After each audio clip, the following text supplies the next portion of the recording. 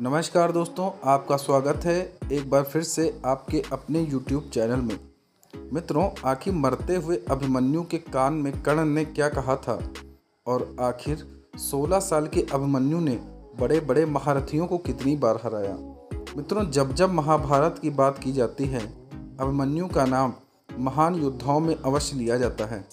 जिस उम्र में आज के युवाओं को ज्ञान नहीं होता, उस उम्र में अभिमन्यु ने महाभारत के अनेकों महारथियों के छक्के छुड़ा दिए थे। लेकिन अंत में भारी पराक्रम दिखाने के बावजूद अभिमन्यु वीर गति को प्राप्त हो गया। लेकिन सवाल यह है कि आखिर मरते हुए अभिमन्यु के कान में कर्ण ने क्या कहा था, तो आइए जानते हैं।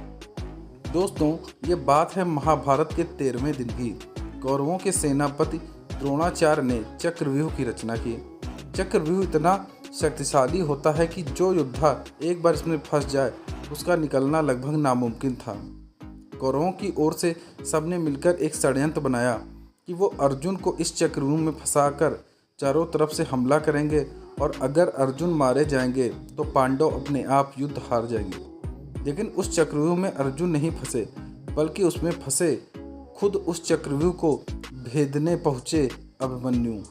जी हाँ दोस्तों, भगवान महादेव ने वरदान दिया था कि जयद्रथ के चारों ओर पांडवों के चक्रव्यूह के बाहर रोक दिया गया और उस चक्रव्यूह में प्रवेश किया अभिमन्यु ने।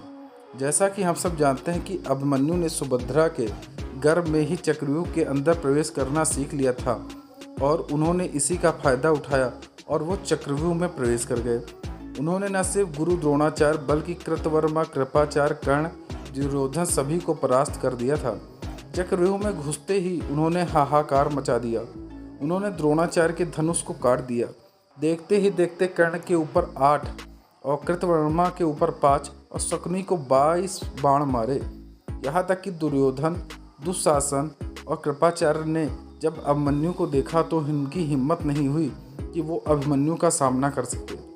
इसी बीच दुर्योधन के पुत्र लक्ष्मण और अभिमन्यु का भी युद्ध हुआ, जहां अभिमन्यु ने एक ही तीर से लक्ष्मण के सर को धड़ से अलग कर दिया। देखते ही देखते दुर्योधन बहुत क्रोधित हो उठा। उसने कर्ण से गुजारिश की, सूर्यास्त होने से पहले इस बालक को हमें मिलकर मारना होगा। अभिमन्यु ही अकेला एक ऐसा योद्धा था जिसने 8 से भी ज़्यादा योद्धाओं को एक साथ परास्त किया था। जब द्रोणाचार्य को भी इसके बारे में एहसास हुआ, तब उन्होंने कर्ण से कहा, इस बालक के धनुष को हमें छुड़ाना होगा। अगर इस बालक के हाथ में धनुष रहा तो सूर्यास्त होने से पहले ही पूरी कौरव सेना का सत्यानाश हो जाएगा। इसलिए मौके का फायदा उठाकर कर्ण ने अभिमन्यु का धनुष काट दिया। अश्वत्थामा ने उसके रथ के टुकड़े कर दिए। फिर क्या, 16 साल के बालक के ऊपर 8 से भी ज़्यादा महारथी टूट पड़े। लेकिन लगातार बार बार अभिमन्यु सबको परास्त करते जा रहे थे।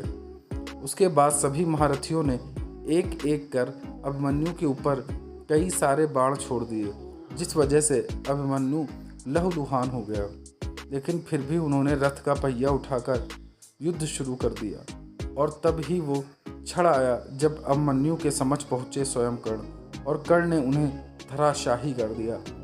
कर्ण ने अभिमन्यु को अपने पास रखा और फिर उनसे कहा, वीर अभिमन्यु, विश्व के सर्वश्रेष्ठ धनुर्धर बनने की प्रतिस्पर्धा सिर्फ मेरे और अर्जुन के बीच ही थी, लेकिन तुमने आज इतना पराक्रम दिखाया कि मैं चकित रह गया। तुमने यह ताज हमसे छीन लिया। अब दुनिया कहेगी इतने सारे महारथियों को मिलकर एक बालक का वध करना पड़ा। अब तुम इस नरक रूपी संसार को छोड़कर हमेशा के लिए स्वर्ग चले जाओ। यही वो शब्द थे जो स्वयं कर्ण ने अभिमन्यु के कान में कहे और उसके बाद कर्ण ने अभिमन्यु का वध कर दिया।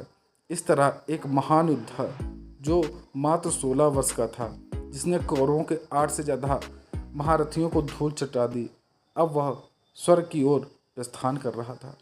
तो मित्रों, ये थी कहानी अभिमन्यु और कर्ण की। आपको ये वीडियो कैसी लगी कमेंट बॉक्स में अवश्य बताएं। धन्यवाद।